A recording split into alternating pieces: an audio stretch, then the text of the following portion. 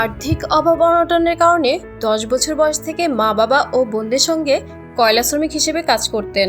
ছোটবেলায় এতই চঞ্চল ছিলেন যে ঘরের সবকিছু ভেঙে ফেলতেন। তার বয়স যখন 3 বছর তখন তার মা চিন্তিত হয়ে তাকে নিয়ে যান চিকিৎসকের কাছে। সেখানেও স্থির থাকেননি তিনি। চিকিৎসকের চেম্বারেও জিনিসপত্র ভেঙেছেন। সেই চিকিৎসক পরামর্শ দেন তাকে কোনো একটি খেলায় দেওয়া হোক। বলছিলাম আর্জেন্টিনার বিশ্বকাপের অন্যতম নায়ক আনহেল ডি মারিয়ার কথা। নাম আনহেল ফাবিয়ান ডি মারিয়া, এলফিদে নামেও পরিচিত তিনি। জন্ম 1988 সালের 14 ফেব্রুয়ারি আর্জেন্টিনার রোজারিও শহরে। 15 বছরে বর্ণালী ক্যারিয়ারকে বিদায় দিয়ে এখন অবসরে তিনি। লিওনেল মেসির থেকেও আর্জেন্টিনার জার্সিতে বেশি সাফল্য আনহেল ডি মারিয়ার। না, অবাক হওয়ার মতো কিছু নেই, এটাই সত্যি। ম্যাচ খেলার পরিসংখ্যান অথবা গোল করার সংখ্যায় নয়, গুরুত্বপূর্ণ টুর্নামেন্টের ফাইনালে আর্জেন্টিনার জার্সিতে প্রত্যেকটি ম্যাচে গোল রয়েছে ডি মারিয়ার। অলিম্পিকের ফাইনালে হোক, কোপা আমেরিকায় ব্রাজিলের বিরুদ্ধে অথবা 2022 বিশ্বকাপ ফাইনালে ফ্রান্সের বিপক্ষে ডি মারিয়ার অবদান অনস্বীকার্য। আর্জেন্টিনার ফুটবল ইতিহাসের সেরা পার্শ্বচর্য বললে ভুল হবে না ডি মারিয়াকে। ব্রাজিলে 2021 কোপা আমেরিকার ফাইনালে জয়সূচক গোলটাও করেছিলেন তিনি। ফ্রান্সের বিপক্ষে বিশ্বকাপের নাটকীয় ফাইনালের শেষ অঙ্কে নায়ক এমিলিয়ানো মার্টিনেজ। কিন্তু ডি মারিয়া আর্জেন্টিনার শিরোপা জয়ের পরটা তো তারই তৈরি করে দেওয়া। শুরুতে পেনাল্টি জিতলেন, গোলও করলেন একটি। ডি মারিয়া 63 মিনিট পর্যন্ত মাঠে ছিলেন। যতক্ষণ ছিলেন ফ্রান্সকে কাঁদিয়ে ছেড়েছেন।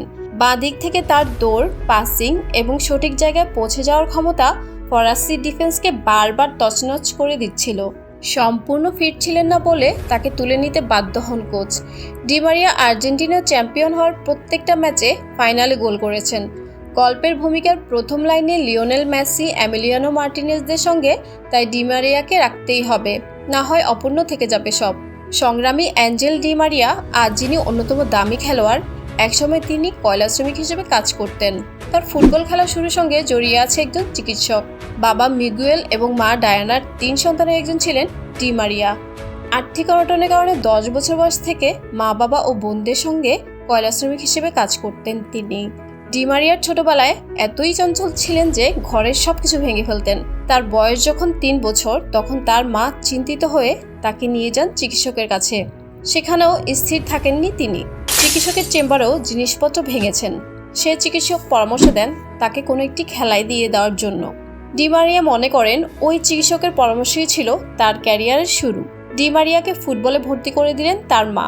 খেলতেন পাড়ার এক অখ্যাত ক্লাব টরিটোতে। এর মধ্যে সুযোগ পান রোজারিও সেন্ট্রাল ক্লাবে খেলার। 35টি ফুটবলের বিনিময়ে টরিটো ক্লাব থেকে ডি মারিয়াকে নিয়ে নেয় রোজারিও সেন্ট্রাল ক্লাব। ওটাই ছিল ডি মারিয়ার প্রথম বিনিময় মূল্য। মাত্র 4 বছর বয়সে ডি মারিয়া খেলা শুরু করলেন রোজারিও সেন্ট্রাল ক্লাবে। সেই কষ্টকর দিনের কথা আজও মনে আছে ডি মারিয়ার। সাইকেল চালিয়ে ওই ক্লাবে নিয়ে যেতেন তার মা। সাইকেলের পেছনে বসতেন ডি মারিয়া, সামনে হ্যান্ডেলবারে বসত তার বোন। কনকনে ঠান্ডার মধ্যে আধা ঘন্টা সাইকেল চালিয়ে নিয়ে যেতেন তাদের মা ডায়ানা। টানা 7 বছর এভাবে ডি মারিয়াকে প্রতিদিন ওই ক্লাবে নিয়ে যেতেন তিনি। তবে এর জন্য কিন্তু ডি মারিয়ার কয়লা শ্রমিক হিসেবে কাজ করা বন্ধ হয়নি। 10 বছর বয়স থেকে 15 বছর বয়স পর্যন্ত তাকে বাবা মা এবং 2 বোনের সঙ্গে কয়লা শ্রমিক হিসেবেই কাজ করতে হয়েছে। কাজের পাশাপাশি খেলেছেন রোজারিও সেন্ট্রাল ক্লাবে। ডি মারিয়া স্মৃতিচারণায় বলেছেন, কয়লা শ্রমিকের সেই কাজ ছিল অত্যন্ত কঠিন। সে সময় আমার বাবা মা কঠোর পরিশ্রম করতেন যাতে তারা আমাকে ভালো একজোড়া ফুটবলের বুট কিনে দিতে পারেন। আমাকে একজোড়া ভালো বুট কিনে দিলে আমার 2 বোনকে আর কিছুই দিতে পারতেন না, কারণ তাদের সেই টাকা থাকতো না। 2007 সালে অনূর্ধ্ব-20 বিশ্বকাপে আর্জেন্টিনার হয়ে দুর্দান্ত পারফরমেন্স দেখান। চ্যাম্পিয়ন হয় আর্জেন্টিনা। এরপর আর পেছনে ফিরে তাকাতে হয়নি ডি মারিয়াকে। নজরে পড়েন ইউরোপের ক্লাবগুলোরও। ডি মারিয়ার সুযোগ হয় বেনফিকা ক্লাবে। 6 মিলিয়ন ইউরোর বিনিময়ে ডি মারিয়াকে কিনে নেয় বেনফিকা। তখন তার বয়স 19। ডি মারিয়ার বাবা 16 বছর ধরে কাজ করেছেন কয়লা শ্রমিক হিসেবে। কিন্তু যেদিন ডি মারিয়া বেনফিকা ক্লাবে যোগ দিলেন সেদিন থেকে তিনি তার বাবাকে আর কয়লা শ্রমিক হিসেবে কাজ করতে দেননি। ডি মারিয়া সেই দিনের কথা স্মরণ করে বলেছেন, সেদিন আমি বাবাকে বলি, বাবা আজ থেকে তোমাকে আর কয়লা শ্রমিক হিসেবে কাজ করতে হবে না। ডি মারিয়া বলেন, আমি ভাগ্যবান যে বাবা মার জন্য বাড়ি করে দিতে পেরেছি, আর শেষ পর্যন্ত তাদের জন্য করে যাব। তবে ডি মারিয়ার বাবাও কিন্তু ফুটবল খেলোয়াড় হতে চেয়েছিলেন। খেলতেন ছোট একটি ক্লাব রিভার প্লেটের রিজার্ভ সদস্য হিসেবে। কিন্তু নিয়তির পরিহাস, খেলতে গিয়ে হাঁটুতে মারাত্মক চোট পান, আর খেলতে পারেননি কোনোদিন। এরপর ফুটবল খেলোয়াড় হতে না পেরে ডি মারিয়ার বাবা অর্থের অভাবে কাজ শুরু করেছিলেন কয়লা শ্রমিক হিসেবে। বাবার স্বপ্নভঙ্গের সেই কষ্ট আজও পোড়ায় ডি মারিয়াকে। ডি মারিয়া যে কতটা ভাগ্যবান সেটা তার মা ডায়না প্রায়ই বলেন, কারণ ডি মারিয়া তাই হয়েছে যা ডি মারিয়ার বাবা হতে চেয়েছিল। যেটা ডি মারিয়ার বাবার স্বপ্ন ছিল সেটা বাবা না পারলেও ছেলে পেরেছে। আর কতজন এটা পারে? মাঠে একটানা অনেকক্ষণ দৌড়াতে পারার অসাধারণ স্ট্যামিনার জন্য ডি মারিয়া বিখ্যাত। জিজ্ঞেস করলে ডি মারিয়া বলেন, আমি বহু আগে থেকেই এটাতে অভ্যস্ত, আমি কখনোই দৌড় থামাই না। এই কথার মাধ্যমে হয়তো নিজের জীবনের দৌড়ের কথাই বোঝান তিনি। নিজের সম্পর্কে ডি মারিয়া বলেছেন, আমি লক্ষ্যে খুব স্থির থাকি এবং খুব কমই আবেগী হই। জীবনে একবারই কেঁদেছেন ডি মারিয়া, যখন চিলির বিরুদ্ধে অনূর্ধ্ব 20 বিশ্বকাপ সেমিফাইনালে ইনজুরিতে পড়েছিলেন।